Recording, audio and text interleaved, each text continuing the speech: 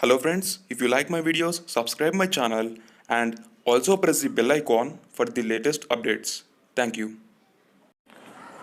Hi friends, my name is Panindra. So I have seen many comments that to explain the Neet classes to start the Neet coaching. So according to the request, I am going to start Neet classes. So among them, I am going to discuss the first topic, diversity of living world. And this diversity of living world consists of subtopics. Among them, the first one is biodiversity. So now I'm going to explain to you about biodiversity. So before watching this video, I recommend you people to subscribe my channel and also press the bell icon. Once if you press the bell icon, you can get the updates of my videos once if I upload it. So now let us learn about biodiversity. Biodiversity refers to the variety of living organisms or living species on the earth. So we know that there are two types of organisms, living organisms and non-living organisms. So we are discussing about the diversity of living world. So we have to discuss about the living organisms, right? So the other name which is given to the living organisms are living species. So the living organisms can be classified as plants, animals, bacteria and fungi. So what are living organisms? Living organisms which exhibit the growth, the organisms which exhibit the growth are called as living organisms. So the living organisms can be classified as plants, animals, bacteria, fungi and human beings are also considered as living organisms, right? So what are these species actually? So there are different kind of plants. For example, if you take in the plants, there are different type of plants, like if you take jasmine, rose, lotus, hibiscus, like this, there are different type of plant varieties, right? Each of the variety is considered as a species. For example, if you take group of rose plants is called as a species, and there will be a particular name which will be given for that species called as a rose, right? Scientific names will be given to that species, and you can discuss about that nomenclature in other video, okay? And in the same way, if you take animals, there are different kind of animals. For example, if you take buffalo, the group of buffaloes are called as species, right? A group of human beings is called as a species, and we can name the name of the species as a scientific name called as Homo sapiens. So that Homo sapiens is one of the species, living species, right? Which is considered as human beings. So all of us belong to the same species called as a Homo sapiens. So now you have understood about what is meant by species, right? So there are different type of species which are present in the living organisms. So this is one of the most important sentence which you people have to remember, is that there are different type of species which are present in the living organisms. Remember, right? And here one of the most important term which you people have to remember is species extinction. Species extinction is nothing but the removal of one of the species from the biodiversity is called as species extinction. So the main reason of this species extinction is human beings, definitely. Why? I am going to give you a perfect reason for this. So the best example which I am going to give you here is a dinosaur. But the extinction of the dinosaur it was not confirmed that the extinction of the dinosaur was done by the human beings, because there are many theories which has been passed on the extinction of the dinosaurs. To know about the dinosaurs, these dinosaurs comes under the class of reptiles, and they originated in Triassic period. So what is Triassic period? The period which is present between 243 and 233 million years ago is called as a Triassic period. So these dinosaurs belong to Triassic period, and they are extincted million years ago, right? So there are many theories which has been passed that some of the scientists say that there has been asteroid which has been passed from the universe such that the dinosaurs has been extincted, and remaining dinosaurs has been extincted due to the lack of food. So this is one of the theory which has been produced, and another theory which has been produced by the scientists or as researchers are the reason, one of the best reason of this dinosaurs extinction is human beings, because for their consumption of particular perfumes which are present in the dinosaurs, they are going to kill the dinosaur and then go to extract that particular perfume or the particular chemical which is present in the dinosaur, and they used to smuggle it for their purpose. So according to me, this statement which has been produced by that particular researcher is totally false, right? So if you take another example like elephants, this is a real incident which has been happening till now. If you see in our cases also, the elephant extinction has happening. It is surely happening. Why? Let us see now. The main reason for the elephant extinction is human beings, definitely. Why? Because, and according to 2016, IUCN reported that Africa's elephant population had been seen worst decline in past 25 years. So why the human beings will kill these elephants? For their tusk, right? So if they sell this tusk to the markets, then they will get huge amount, right? So this tusk is made up of ivory, and once they will sell this tusk, they will smuggle this tusk and they will earn money, lots and lots of money.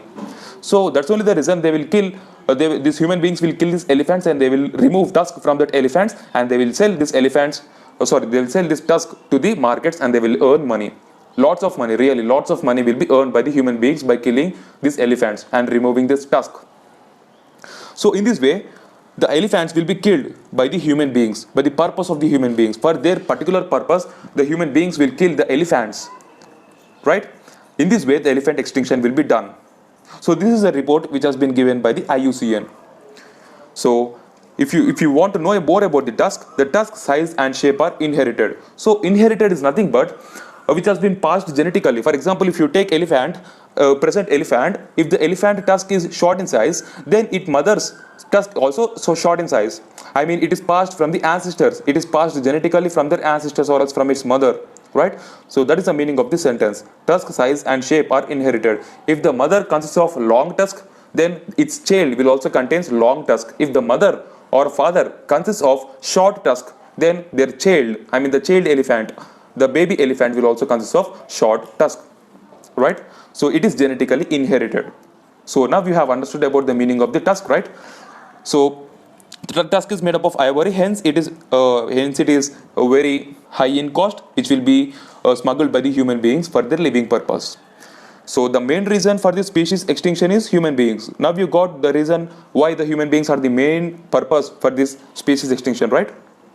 So now the highest biodiversity can be seen in the regions called as tropical regions. Rather than other regions, the highest biodiversity can be seen only in the tropical regions. What is the reason behind this? Right? In these tropical latitude regions, there is a high amount of solar energy and even there are high amount of water availability. As there is high amount of solar energy and water availability, then the food production will also be good. If the food production will be good, then the animals can survive. If the animals can be survived, then the humans can also be survived, right? So I mean, if the plants are survived and animals are survived, then the human beings can also be survived. In this way, the biodiversity will be maintained properly, right? So we can say that the highest biodiversity can be seen in the tropical regions because of the solar energy and water availability. Solar energy is nothing but the sunlight. Light energy which has been obtained from the sun is called as sunlight. So if the sunlight and water availability is good, then plants can grow properly. By the process of photosynthesis, it can produce food production, which will be utilized by the animals. And you know about the food chain, right? If you know about the food chain, then you can understand how the biodiversity can be maintained properly, how the biodiversity can be maintained stable, right? And here, if the species will get extincted and if the biodiversity will get harmed by the people, then those regions are called as biodiversity hotspot. So what is meant by biodiversity hotspot? It is a region which has been harmed by the human beings for their purposes is called as biodiversity hotspot. It is a region, it is a place, okay? So now let us learn more about this biodiversity hotspot. So now let us learn about biodiversity hotspots. Norman Mayers is a British environmentalist who gave many theories on biodiversity hotspot, and he also termed the biodiversity hotspot and he gave the definition. So what is the definition of the biodiversity hotspot? The biogeographic region with significant levels of the biodiversity that is threatened by the human habitation is called as biodiversity hotspot, which indicates that hotspot, the name itself indicates that spot is nothing but the region. It is a biogeographic region which is threatened by the human habitation. So for their living purpose, for the living purpose of the humans, for their purposes, they are going to threaten the environment. They are going to harm the environment for their purposes. For example, if you take deforestation also comes under the classification of this biodiversity hotspot. Why? Because if they will kill the plants, then they will get a particular area such that they can survive, right? And that area is called as a biodiversity hotspot. And they will kill the animals for their protection. The human beings will kill the animals for their protection such that the species of that particular animal will get extincted, and that is called as a biodiversity hotspot.